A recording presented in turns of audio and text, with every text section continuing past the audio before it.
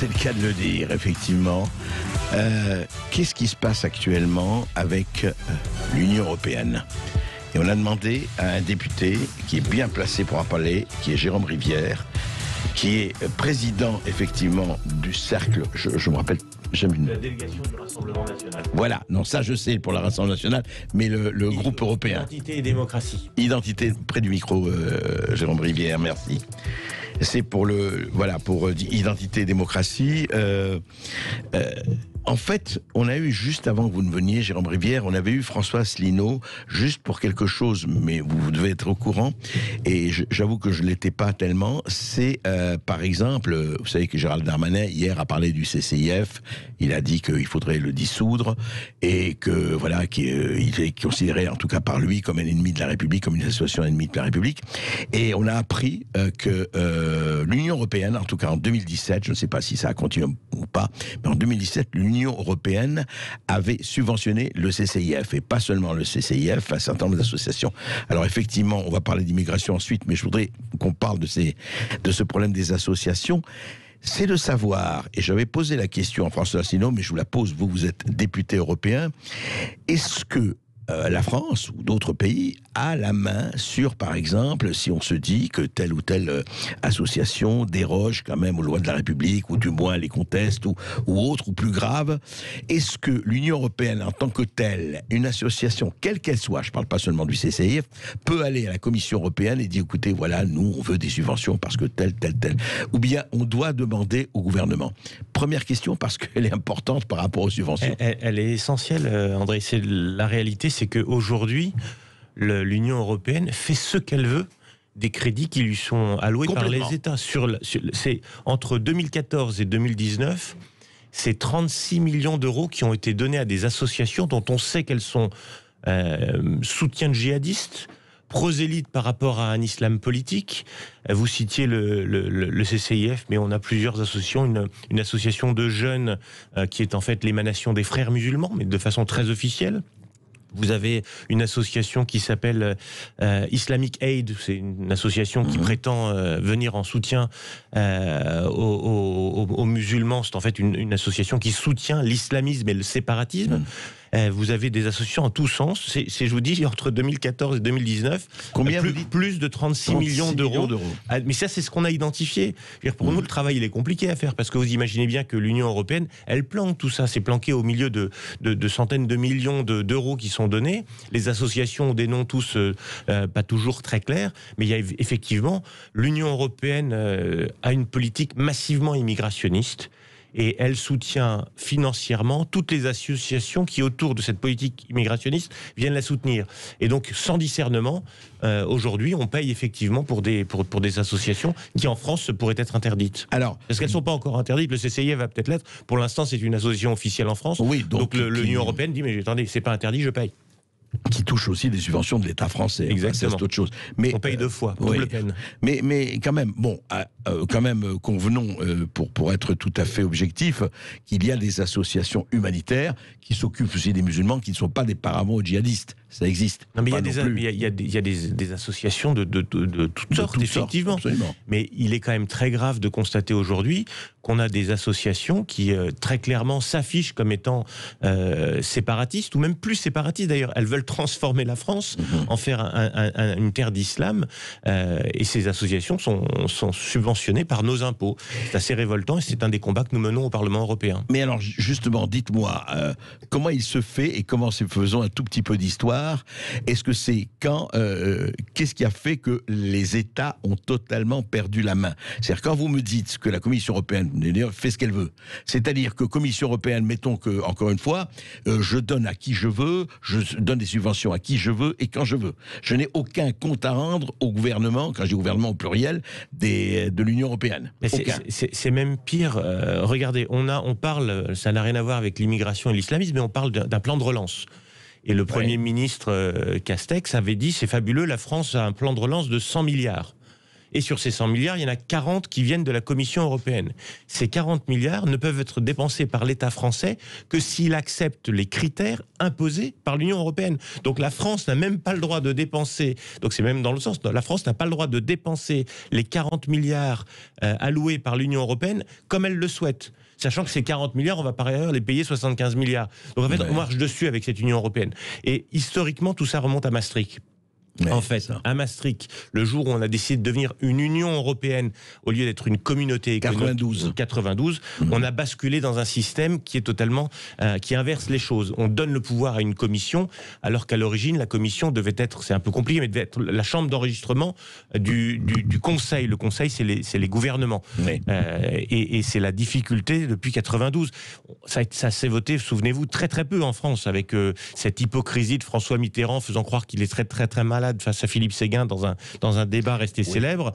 Mais cette bascule s'est faite en 92. Avant, l'Europe, c'était bien. C'était un espace où on a augmenté nos richesses, c'était un espace de coopération entre nations. Donc l'Europe d'avant 92 est un système qui fonctionne bien. Depuis, on a donné le pouvoir à des fonctionnaires dont on connaît parfois même pas le nom. Je serais incapable de vous dire quels sont les fonctionnaires à la DGFiN qui vont décider de l'allocation de ces 36 millions. Ouais. Oui, c'est ça. C'est-à-dire qu'en fait, ils ne sont même pas élus. Pas élus. Ils ne sont pas élus, voilà. Vous êtes élus, évidemment, vous en tant que député, mais eux, pas du tout. Mais alors, justement, c'est vrai qu'il faut rappeler ça aux auditeurs. Il faut rappeler cette espèce qui est quand même étrange. Et plus que ça, on a l'impression que, en fait, on a donc abdiqué une partie de notre souveraineté nationale, ça on le sait, au profit de cette bureaucratie-là. Mais l'histoire des migrations. Alors, je voudrais qu'on prenne là aussi un peu d'histoire. Jérôme Rivière. Pourquoi, question naïve, question de Huron, pourquoi cette volonté d'immigration massive?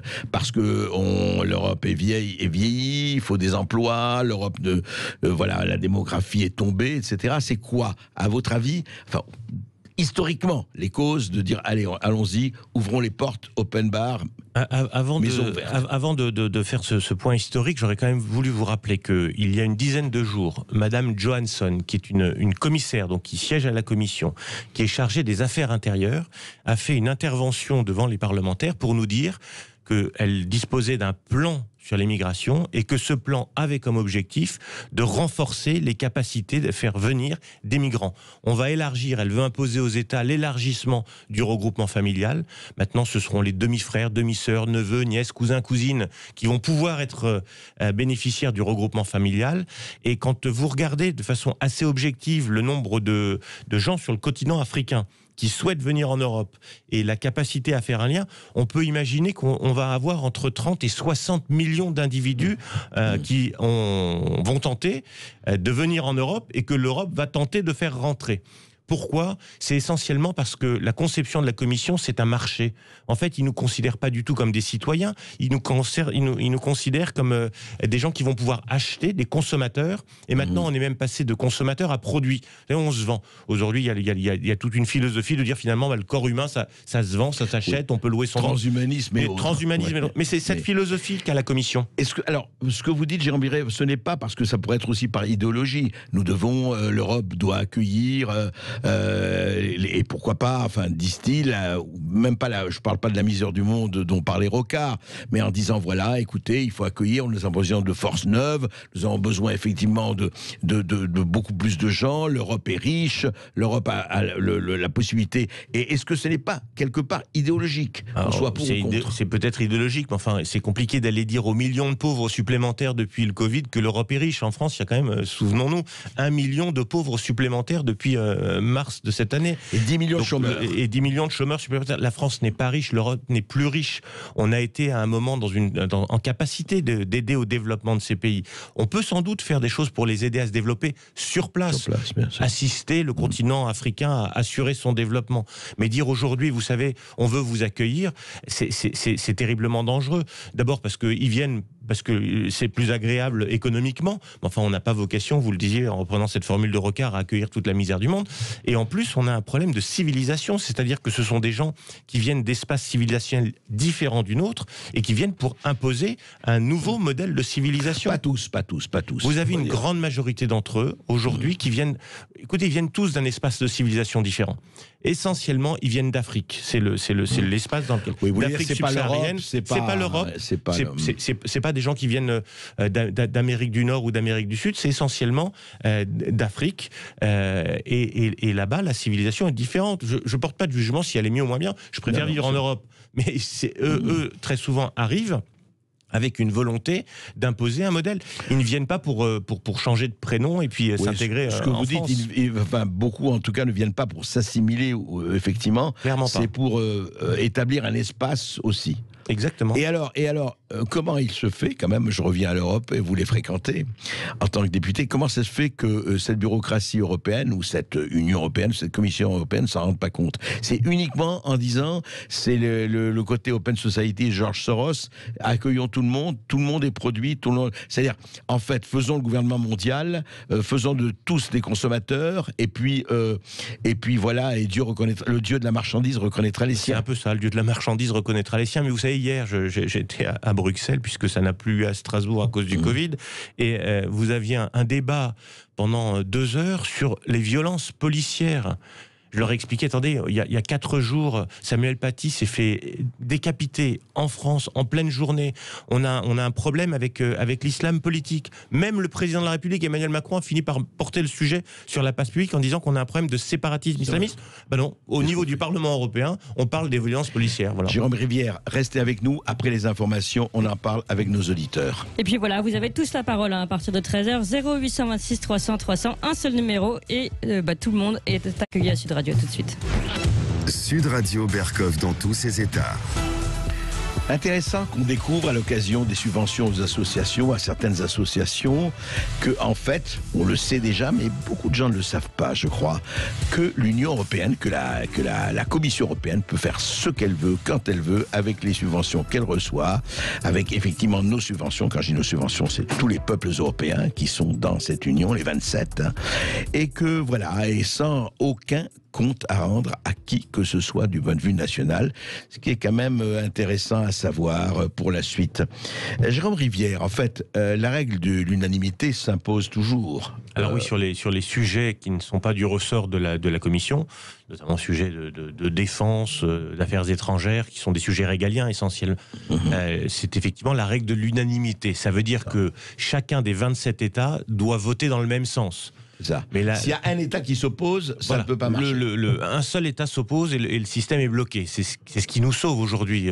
Il faut bien quand même réaliser que... Pourquoi vous dites ça? Parce qu'aujourd'hui, vous avez les gros États, les États importants en termes de population, comme la France, l'Allemagne, l'Italie, l'Espagne, sont aujourd'hui des États qui ont une vision des gouvernements, des chefs de gouvernement fédéralistes, ou pire encore, centralisateurs européistes. Ouais. Et donc se battent aujourd'hui pour changer cette règle et passer à une règle de la majorité. C'est-à-dire qu'une majorité d'États pourrait imposer à ceux qui ne sont pas d'accord leur volonté. C'est le dernier combat, mais ce combat, je pense qu'il ne sera jamais gagné, parce que pour passer à la règle de la majorité, il faut l'unanimité, et donc c'est un peu, heureusement, le système qui... C'est la poule et l'œuf. C'est la poule et l'œuf, et ça nous sauvera probablement. Et vous voyez, aujourd'hui, on repose pour lutter contre ce plan sur l'immigration qui contient des choses abominables.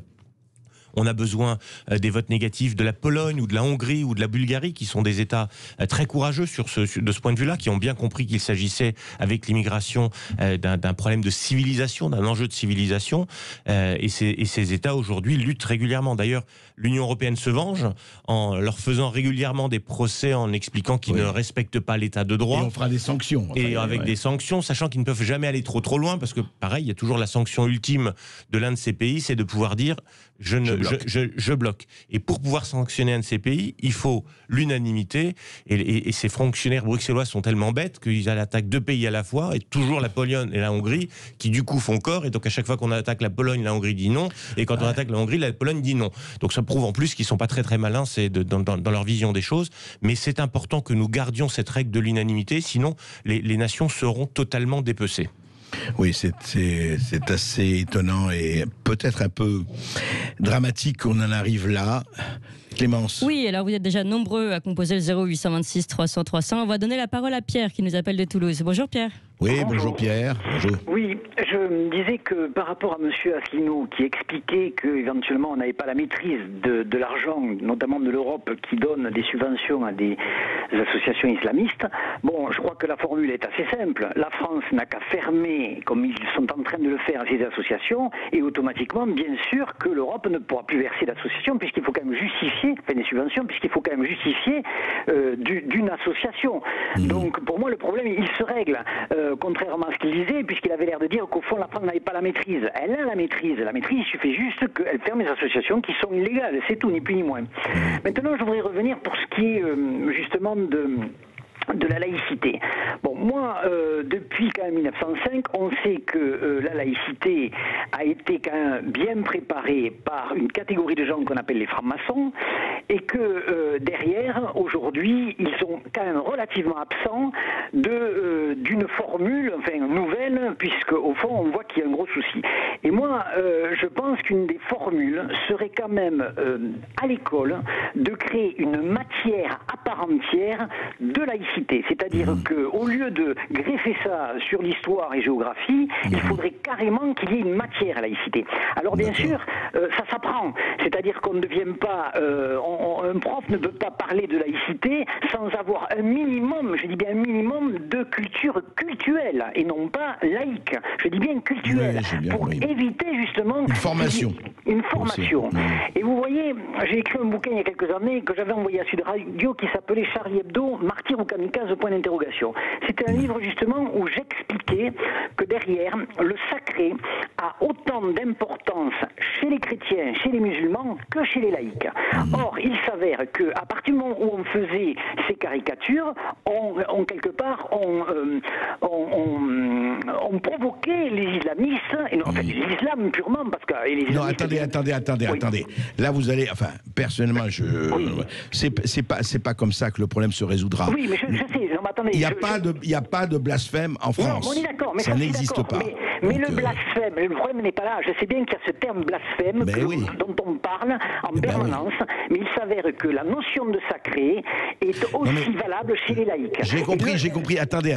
Oui. Vous pouvez pas, vous pouvez pas mélanger. Eh bien, c'est autre chose. Moi, j'ai le droit, X, vous, etc.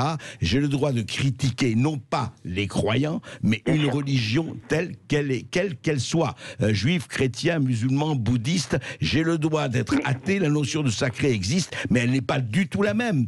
Quand vous croyez et que vous dites que la loi, effectivement, de telle religion, mais c'est valable, est supérieure à la loi de la République, eh ben, c'est un véritable problème. Ou alors on dit, il n'y a pas, alors allons-y, open bar, chacun fait ce qu'il veut, ou alors il y a des règles et des règles de la République. Et des règles de la République. Vous voyez, c'est ça. On est d'accord. Si ce n'est que derrière, le sacré chez les laïcs existe aussi. Et le sacré, c'est l'homme. Le sacré, c'est l'homme. Non, mais attendez, mais qu'est-ce que ça a à voir avec Charlie Hebdo et qu'est-ce que ça a à voir avec ce qui s'est passé avec Charlie Hebdo et là récemment avec Samuel Paty.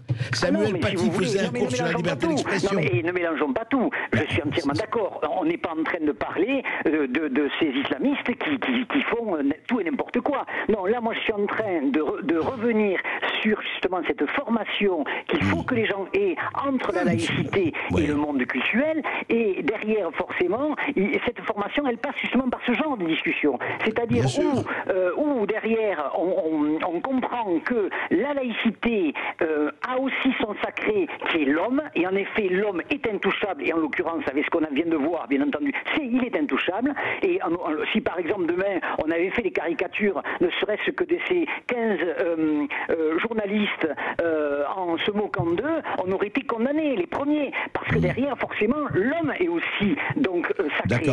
Et derrière, si vous voulez, donc c'est cette notion-là, évidemment, alors c'est difficile de l'expliquer. Non, Pierre, écoutez, nous avons énormément d'auditeurs, je ne peux pas vous prendre trop longtemps, mais vous avez dit ce que vous aviez à dire, et c'est très bien.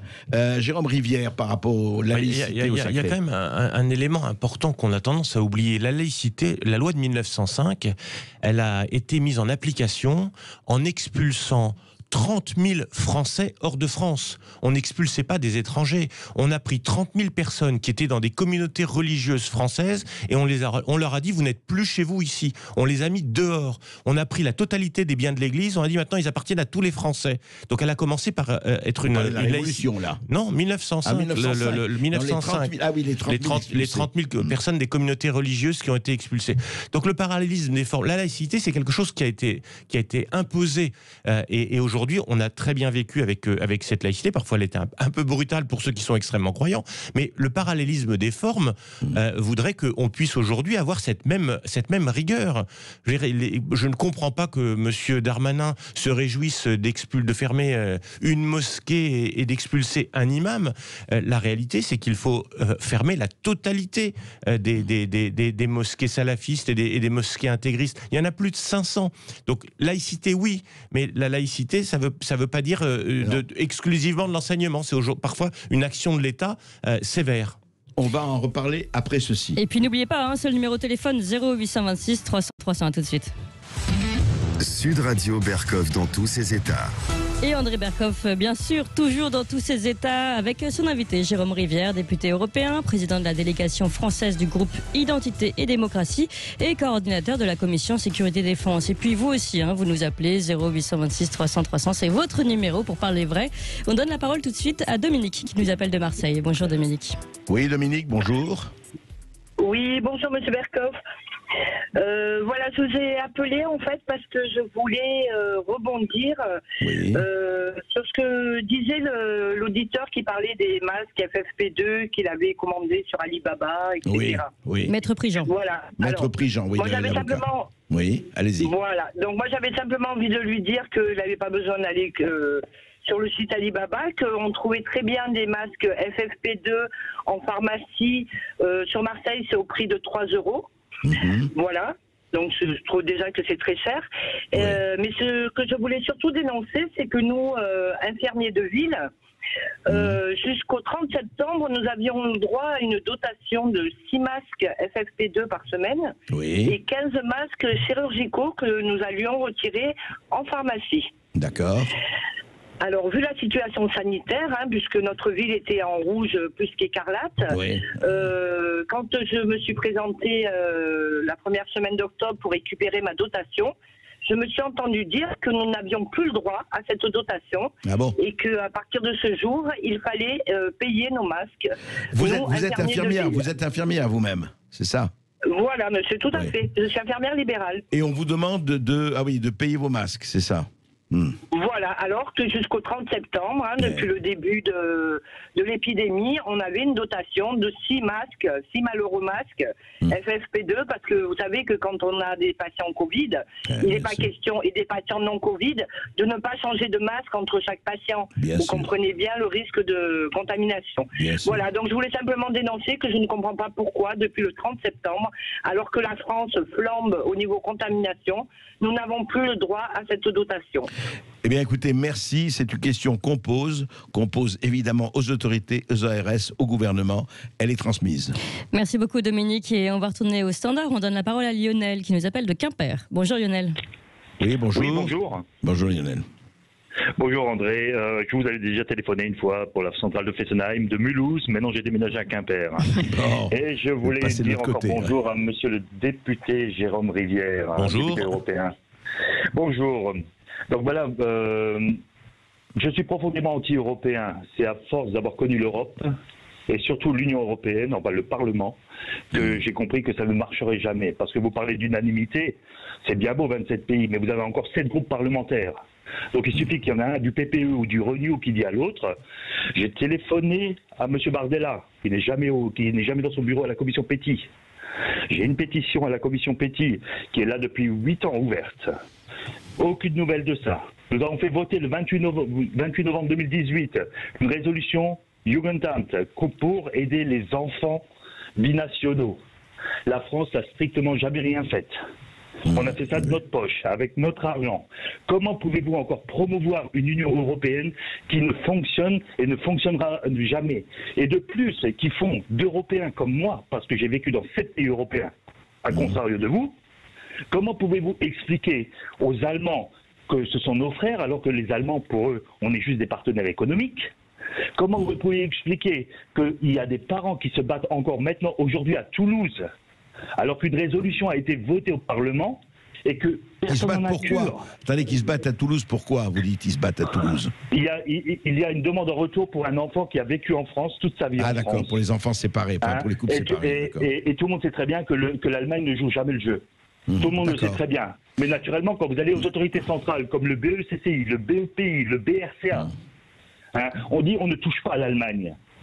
Comment voulez-vous qu'on continue à faire confiance à des hommes politiques qui nous disent c'est bien beau l'Europe, super, on dit excusez-moi, je qualifie l'Europe, excusez-moi André, je suis un peu choqué, de partouze législative. Écoutez, tous les mots, vous savez, nous, il n'y a aucun problème avec les mots. Mais je voudrais que Jérôme Rivière vous réponde, on vous a bien entendu. D'abord, moi, je comprends la frustration de ce monsieur.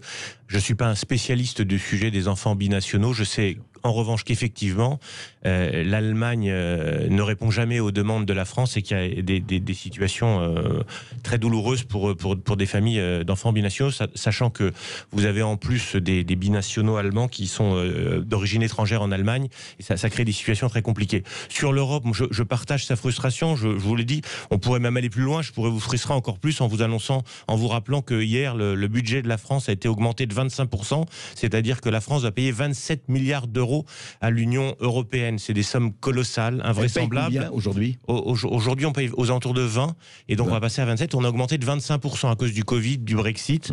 Tout ça est aberrant, c'est de l'argent gaspillé, c'est de l'argent gâché. L'Union européenne, je l'ai dit tout à l'heure, monsieur, l'Union européenne qui date de 1992 est un mauvais projet. Pour autant, l'Europe, et vous le rappeliez, ce sont des nations qui vivent les unes à côté des autres et qui ont besoin de coopérer. Et donc, ce que nous cherchons à faire, nous, c'est de retrouver cet espace de coopération entre nations sur la base de coopération volontaire. Alors, Jérôme Rivière, et par rapport à ce que dit l'auditeur sur les petits arrangements entre groupes, il a un peu parlé de ça. Mais il a totalement raison. Aujourd'hui, au Parlement européen, en dehors du groupe Identité et Démocratie, qui est clairement dans l'opposition et dont on voit les votes sont très clairs, le PPE vote très régulièrement avec les socialistes. Je vous le disais hier sur les violences policières, le PPE est allé pleurnicher en expliquant que c'était un sujet terrible, un enjeu pour l'Union européenne, quand on sait que ça n'est pas vrai. Sur les questions de l'adhésion de la Turquie à l'Union européenne, le PPE continue de voter les crédits d'adhésion de la Turquie à l'Union européenne. Qui reçoit encore aujourd'hui les crédits. Aujourd'hui, la Turquie continue de recevoir des crédits. Aujourd'hui, notre argent, oui, et avec le soutien du PPE. Le PPE, c'est LR. Alors de temps en temps, vous en avez un qui vient à la radio, à la télévision en disant « j'ai voté contre ». La réalité, c'est que le groupe politique au sein duquel il siège vote pour et fait partie de la majorité.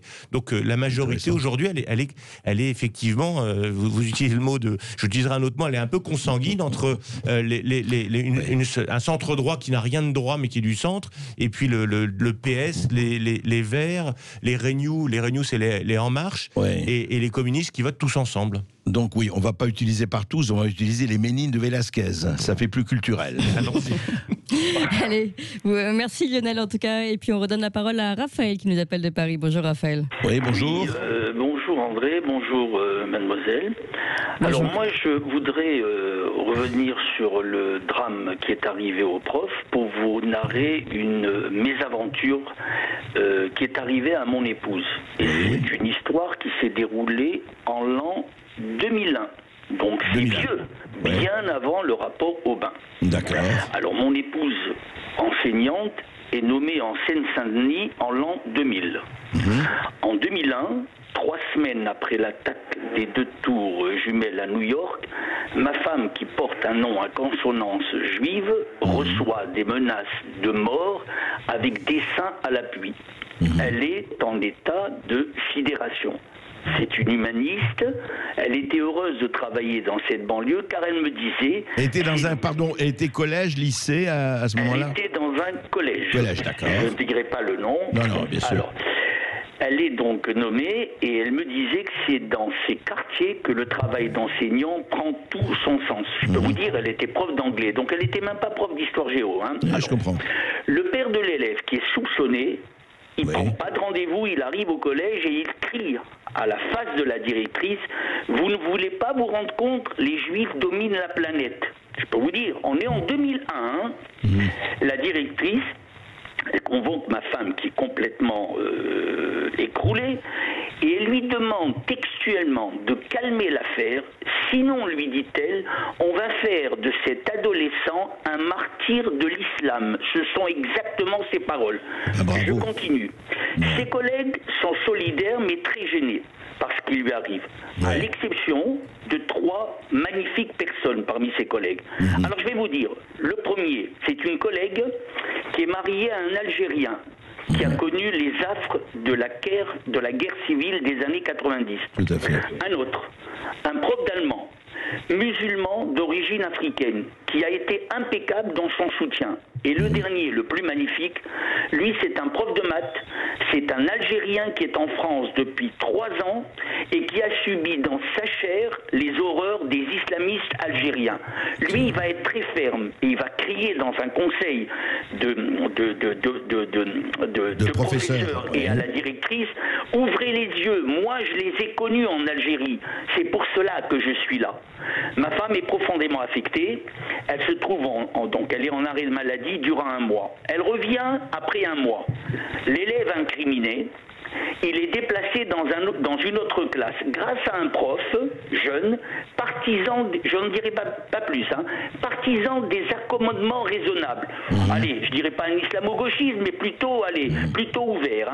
Il va être à son tour moqué, chahuté et menacé dans sa classe. La pression ne s'arrête pas. 3 mois après, des inscriptions à la gloire de Ben Laden et encore des menaces contre mon épouse sont réitérées. Vous savez que lorsque vous faites une demande de mutation dans un autre établissement, ça prend entre 10 et 20 ans. 10 et 20 ans. Au miracle, l'éducation nationale, avec le soutien d'un haut responsable, par le nom, on a compris, qui est lui-même d'origine musulmane, lui comprend tout de suite que mon épouse est en danger. Et il la nomme dans un autre établissement parisien, où bien évidemment elle a eu quelques petits problèmes, mais sans les menaces de mort. En un mot, une enseignante a été exfiltrée. Comme dans une prise d'otage, on était en 2001, bien avant les territoires de la République et bien avant le rapport Aubin. Donc c'est une vieille histoire, ça. Seulement, tout le monde se taisait. Surtout pas de vagues. 2001, je vous dis. 2001. Juste un mot, vous avez raison, mais pas bien avant. Vous savez que les territoires perdus de la République, le bouquin collectif, est paru en 2002. C'est-à-dire que c'est vraiment, effectivement, il y avait ce mouvement, hélas, qui était là, et vous avez raison, et votre témoignage est très fort, c'est que effectivement tout le monde fermait les yeux et les oreilles. Il y a un élément intéressant dans le témoignage de ce monsieur, ce sont les professeurs qui sont venus en soutien. Exactement. Et ça me fait penser à Monseigneur Najib, qui est l'archevêque de Mossoul, qu'on a fait venir au Parlement européen, qui lui aussi a connu les horreurs avec la guerre d'Irak et l'avenue de Daesh, et qui nous disait qu'il était plus inquiet pour l'Europe que pour l'Irak. On va en reparler après ceci. À tout de suite. Sud Radio. Et il est 48 et les Français parlent de français sur Sud Radio, et vous êtes toujours là, vous aussi, vous nous appelez 0826 300 300. C'est le cas d'Abdellah qui nous appelle d'Île-de-France. Bonjour Abdellah. Oui, bonjour. Bonjour Abdallah. Bonjour Monsieur André Berghoff. Bonjour à votre invité. Bonjour. En fait, je voulais d'abord jeter bien sûr toutes mes condoléances à la famille Paty, à son fils de 5 ans et puis à sa femme aussi. Donc, je veux bien parler, j'espère ne pas monopoliser la parole. Moi déjà, je suis pas français, je suis kabyle, je suis en France depuis 5 ans. Pratiquement 6 ans. Je suis venu avec un diplôme d'ingénieur, j'ai fait des études en France, donc j'ai été recyclé pendant 3 ans, et puis là je travaille dans le secteur de l'automobile. Oui. Si vous voulez, moi j'ai vécu de l'islamisation de près déjà en Algérie, parce que la Kabylie, pour l'instant fait partie de l'Algérie, mais ça n'a pas été toujours le cas dans l'histoire. Ouais. Moi, je veux bien dire qu'effectivement, en arrivant en France, j'ai constaté cette islamisation. C'est ces lieux qui ont échappé à la République. Et moi, par exemple, mon père, dans les années 80, moi je suis né en 87, il a vécu ce début d'islamisation en Afrique du Nord, en tout entier. Ouais, et on lui a, c'est ça, on lui a expliqué qu'il faut, par exemple, lorsqu'il a un fils ou une fille, il doit lui donner le nom ou le prénom des fils ou des filles de Mahomet, par exemple. C'est pour ça qu'il m'a appelé Abdillah. Ça, c'est voilà. Et il s'est rendu compte qu'il a fait une erreur parce que nous, on a quand même notre histoire, les Berbères, les Amazirs de l'Afrique du Nord. On a des Gilas, des Massinissa, des Sifax, etc., etc. Bon, ça c'est juste pour dire que l'islamisation dans les écoles, c'est par exemple l'arabisation. On a choisi par exemple d'enseigner la langue arabe pour un petit peu éviter l'islamisation des enfants. Moi, je dirais que ça, c'est une erreur parce que je crois qu'on peut enseigner la religion islamique en français, par exemple. Ouais. Et puis, oui, vous dites, vous n'êtes pas comme quand Emmanuel Macron et autres disent que il faut enseigner l'arabe encore plus que maintenant. Enfin, il faut en faire une langue. Vous dites que c'est. Je suis contre. Vous êtes contre. Ah oui, je suis contre carrément. Et puis, si on veut, par exemple, justifier cela, je sais pas. Moi, je crois que la première communauté en France, c'est les Kabyles, hein. C'est les Amazirs. Donc si on veut enseigner qu'on enseigne l'amazigh, oui. Ah bah oui. Eh ben oui, pourquoi pas. Je crois que si on veut vraiment avoir un peuple qui a su se protéger et puis se défendre contre l'islamisation et la radicalisation en Afrique du Nord, c'est bien les Kabyles. On nous a assassiné des journalistes, on nous a assassiné des profs. Matou Blounès, pour ne citer que lui. Matou Blounès, merci, voilà, par exemple. Et il y a aussi Tahar Djarout. Bien sûr, et puis beaucoup d'autres. Voilà. Merci Abdallah, merci de votre témoignage. Merci. Abdallah, restez avec nous. Une petite question. Est-ce que vous savez que samedi prochain, il y a un changement d'heure? On passe à l'heure d'hiver. Ouais, ça sera fini en 2021. Voilà, c'est ça exactement. C'est la dernière fois et c'est pour ça qu'il faut en profiter puisque Sud Radio avec Ice Watch a décidé d'offrir justement des montres à ses auditeurs, l'Ice Solar Power, voilà, qui puise uniquement son énergie dans la lumière naturelle et artificielle. Et voilà, Sud Radio a décidé de vous offrir cette magnifique montre pour être à l'heure toujours en écoutant les émissions Sud Radio. Donc par exemple, petit test, si vous l'écoutez André Berkoff à partir de samedi, à la place de 13h, ce sera 12h. Vous pourrez décaler sur votre nouvelle montre. Parfait. Merci à vous, Abdallah. Ça, c'est l'émission qui remet les pendules à l'heure. Exactement. Allez, on retourne au standard 0826 300 300. On donne la parole à Charles qui nous appelle de Toulouse. Oui, bonjour Charles. Bonjour Berkoff. Je vous écoute régulièrement, sur la radio en général, et c'est vrai que c'est, tout ce que vous faites, c'est génial. Merci. Comme ça s'entend, j'ai plus l'accent hongrois que l'accent de Toulouse. Voilà, déjà d'une. Tout ça pour dire en clair que, moi le premier, les clichés, je n'aime pas. Si on va dans les clichés, je suis hongrois, je suis nazi. Donc je veux dire, moi le premier, mais il y a un moment, je pense, et c'est pour ça que votre radio est génial justement, il y a un moment, il faut quand même dire les choses. Je veux dire, je veux bien ne pas mettre tout le monde dans le même sac et je n'ai aucune envie de ça. Mais à chaque fois que l'équipe de France joue contre une équipe maghrébine, et la Marseillaise, elle est quand même copieusement sifflée, quand même. Hein. Bon. Donc, et on n'a même pas le courage de dire, si la Marseillaise est sifflée, on ne démarre pas le match. Non, on a proposé d'augmenter le son pour... Enfin bon. Voilà, déjà d'une. Ouais. Vous dites effectivement, si la Marseillaise est huée, on arrête le match et on sévit, quoi. On ne démarre même pas le match. Si j'étais arbitre, peut-être que je me ferais assassiner, mais je ne donnerais pas les coups de sifflet. Désolé. Donc ça, c'est une chose. Ensuite, j'ai entendu le monsieur tout à l'heure pour son témoignage. Oui, ça me fait plaisir parce que là-dessus où je voulais en venir justement, c'est que je je vais pas faire du Marine Le Pen parce que bon, un prénom français à part Gauvin, Clovis ou François, je sais pas ce que c'est. Un prénom français, alors qu'on a des prénoms juifs qui viennent de la Bible, ou on a des prénoms nordiques, on a des prénoms. Enfin bon, bref. Vous voulez dire quoi là? Dites-moi. En clair, c'est que je connais pas beaucoup de maghrébins qui s'appellent Joseph ou Raoul, pour ne pas dire prénom français.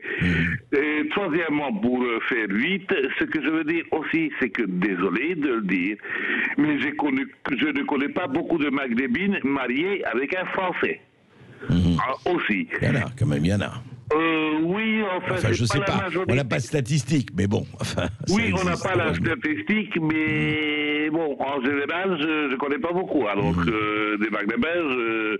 Ce que vous voulez dire, en fait, Alex, c'est que il n'y a pas assez de métissage, de mélange, de. Pas qui s'intègre pas tant que ça. Désolé, la majorité. Après, attention, je ne dis pas qu'il n'y a pas d'exception, mais en général, essayez d'épouser une maghrébine, oui, si vous devenez musulman, quoi.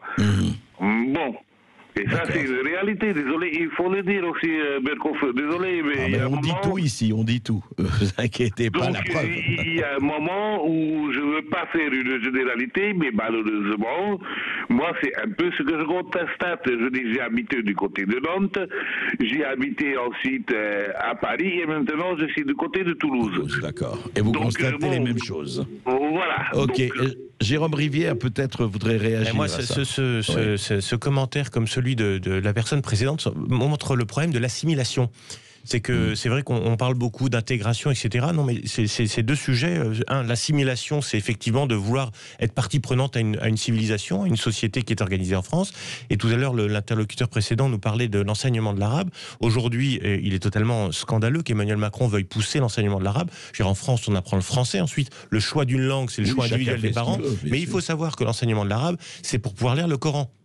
Or, très régulièrement, vous le voyez en Turquie, l'enseignement de l'arabe est fait aux jeunes enfants pour qu'ils puissent apprendre le Coran. Il y a une volonté derrière qui est une volonté prosélyte. Et donc moi, je suis très inquiet par cette volonté d'Emmanuel Macron, qui nous expliquait d'ailleurs qu'il y avait une civilisation qui était basée autour de l'islam. Deux civilisations ne cohabitent pas. Et c'est Malraux qui disait qu'une civilisation s'organise autour d'une religion. Ici, on a quand même une civilisation qui s'est organisée autour de la religion chrétienne, catholique spécifiquement en France. Il n'y a pas de place pour une deuxième civilisation sur le même territoire. Donc qu'on soit bienveillant, qu'on accueille un certain nombre de gens à venir ici, c'est une chose, mais on n'a pas à faire ce multiculturalisme qui va organiser des conflits multiples.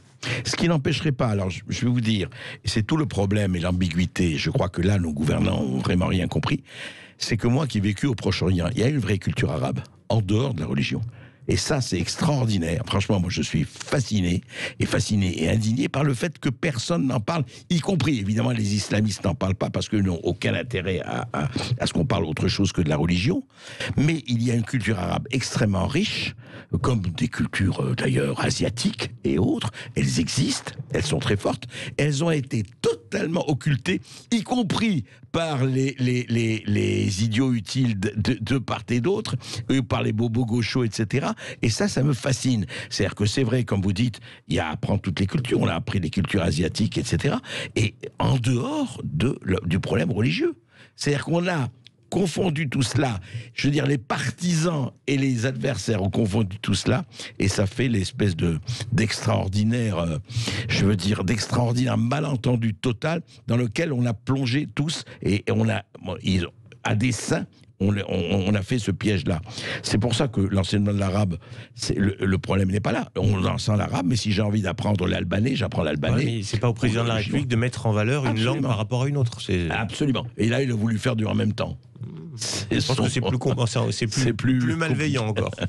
Allez, vous continuez de nous appeler 0826 300 300. Vous avez la parole jusqu'à 14h et vous pouvez encore interpeller notre invité Jérôme Rivière. Vous pouvez aussi revenir sur tous les autres sujets, les subventions justement qui sont données par l'Union européenne à certaines associations islamiques. Le couvre-feu est-il disproportionné et illégal? Là aussi, on vous attend. À tout de suite. Sud Radio Berkoff dans tous ses états. Et André Berkoff, toujours dans tous ses états, avec son invité Jérôme Rivière, je rappelle, député européen, président de la délégation française du groupe Identité et Démocratie et coordinateur de la commission Sécurité Défense. Et puis, vous aussi, vous êtes là, vous nous écoutez, et puis vous nous appelez 0826 300 300. Sébastien a composé son numéro de téléphone et il nous appelle de Marseille. Bonjour Sébastien. Oui, bonjour. Bonjour. Bonjour tout le monde. Bonjour. Je m'appelle Sébastien, j'ai 36 ans. Voilà, moi je fais partie de cette génération qui est allée à l'école et au collège à qui on a enseigné à chaque fois touche pas à mon pote, etc., etc. Je ne vais pas revenir sur cette période-là. Je voudrais juste faire un témoignage. Ouais, moi je viens de Marseille, je viens des Bouches-du-Rhône. J'ai grandi avec nos amis, nos confrères musulmans.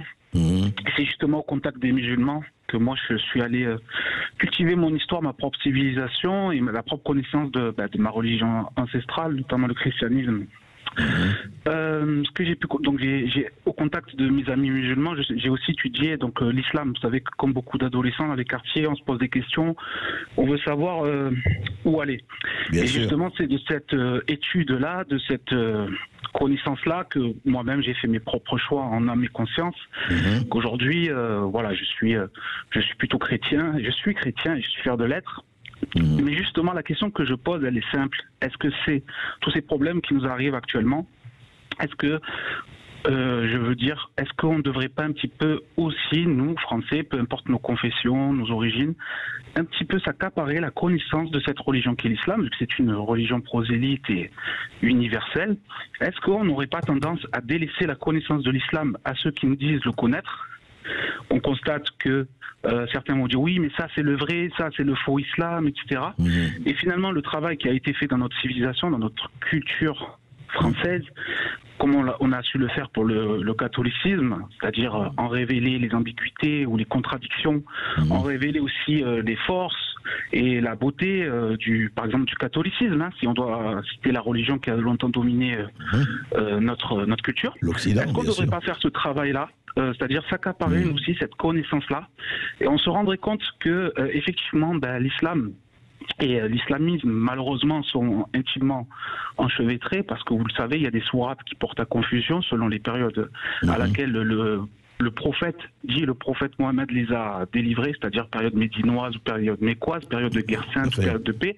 Voilà, je voudrais pas rentrer dans l'exégèse, je voudrais juste poser cette question-là. Est-ce qu'il n'est pas temps que nous, Français, vu qu'on y est confrontés par la force des choses, qu'on arrête de subir et qu'on s'accapare aussi cette connaissance-là pour justement faire un travail scientifique et justement parler de l'islam, mais je veux dire, arrêter de baisser les yeux. En connaissance de cause, en vraie connaissance de cause. Merci beaucoup.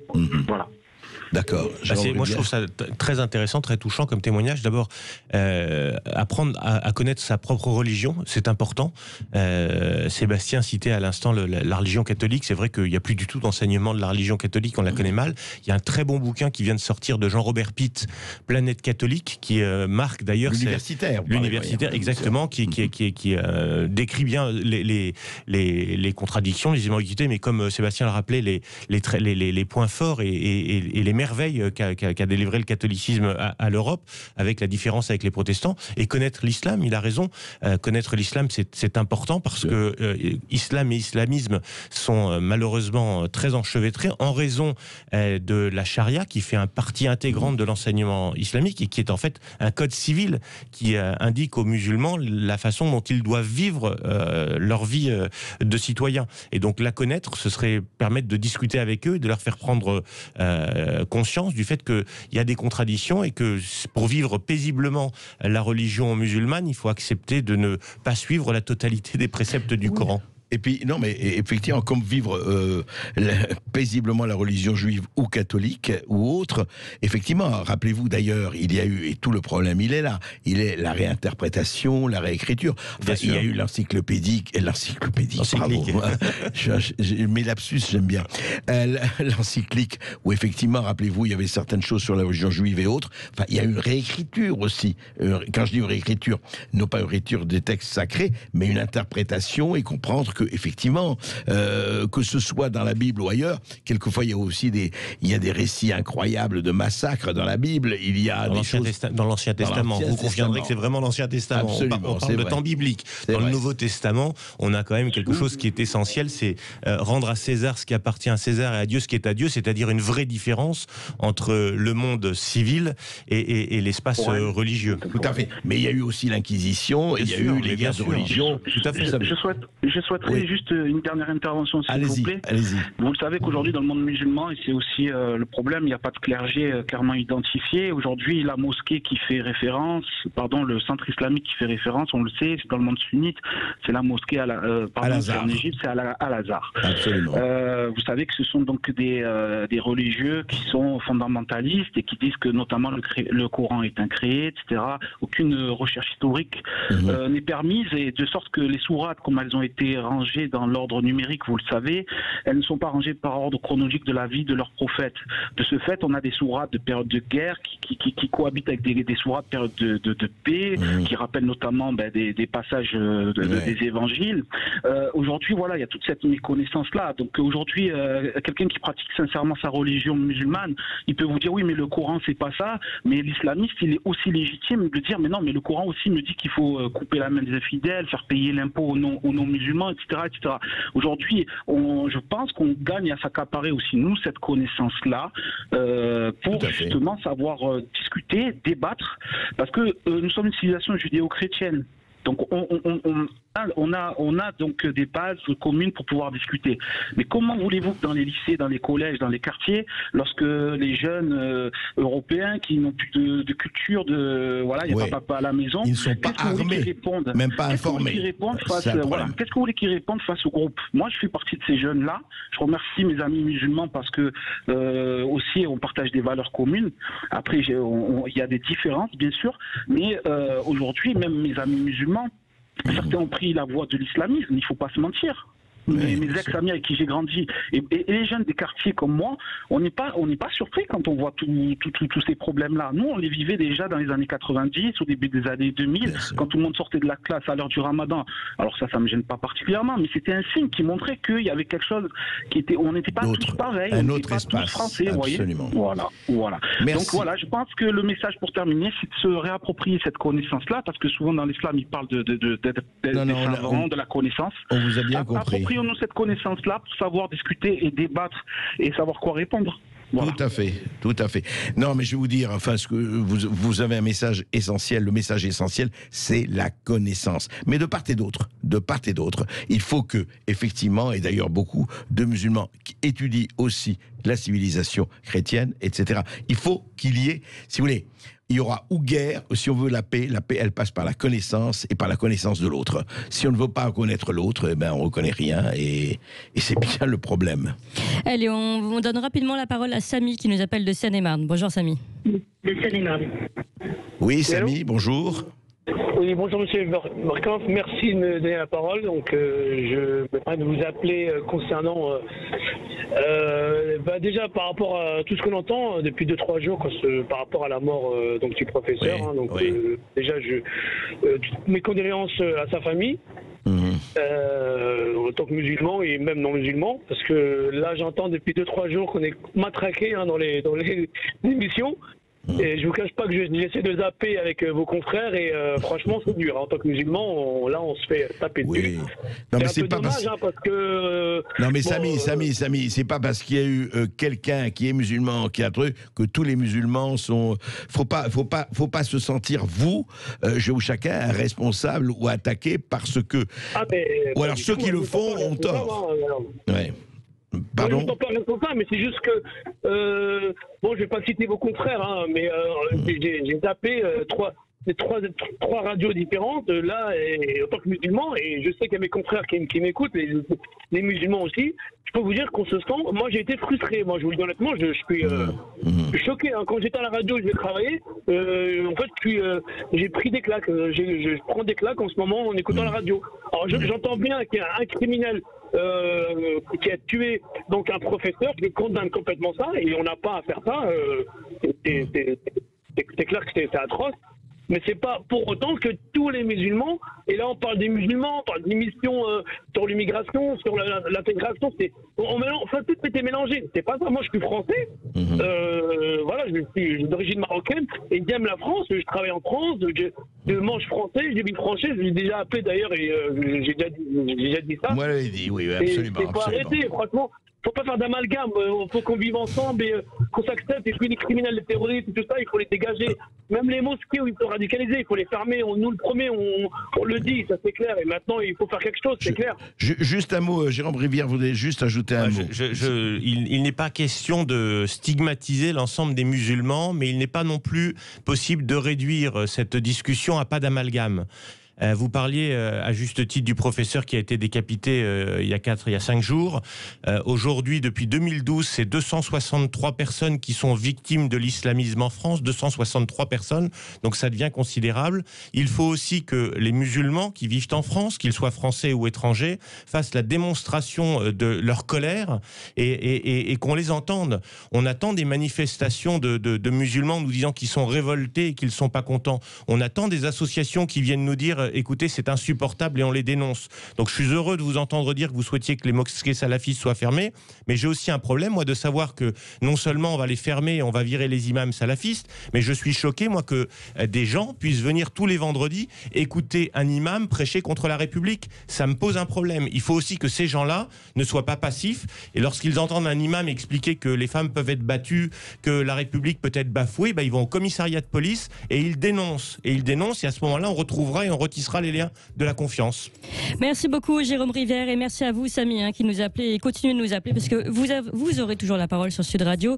Merci à vous André Berkoff, on vous retrouve demain à midi. Vous pouvez réécouter cette émission en podcast sur sudradio.fr et sur YouTube. Et puis Sud Radio continue avec Brigitte Lahaye. Le couple et la famille, ce sont les thèmes du jour avec Pascal Neveu.